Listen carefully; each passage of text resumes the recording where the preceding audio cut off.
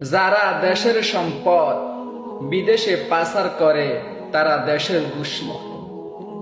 আল্লাহ রাব্বুল আলামিন পবিত্র কুরআনুল কারীমের ৩ নাম্বার সূরা সূরাতুল আল ইমরানের ১৬১ নাম্বার আয়াতের মধ্যে আল্লাহ রাব্বুল আলামিন বললেন, ওয়া মাইয়াকলুল ইয়াতি বিমা গাল্লা ইয়াউমাল কিয়ামাহ।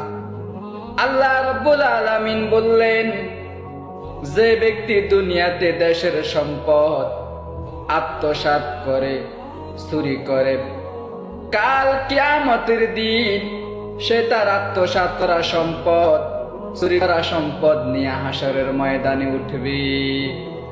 আল্লাহ রাব্বুল আলামিন বললেন, যে ব্যক্তি দেশের সম্পদ আত্মসাৎ করে, চুরি করে, কিয়ামতের দিন সেই ব্যক্তি তার চুরি করা সম্পদ নিয়ে, আত্মসাৎ করা সম্পদ নিয়ে হাসরের ময়দানে উঠবে। তার উপর, গাড়ির উপর বোঝা তাকে বহন করতে হবে।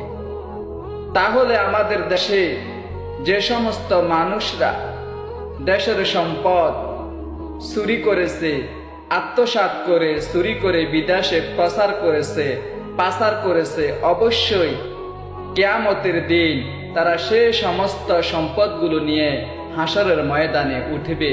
কত লজ্জাজনক কথা, কত অপমানজনক অবস্থা হবে তাদের। আল্লাহ রাব্বুল আলামিন আমাদের সবাইকে কোরআন এবং হাদিস অনুযায়ী নিজের জীবনকে গঠন করার তৌফিক দান করুন।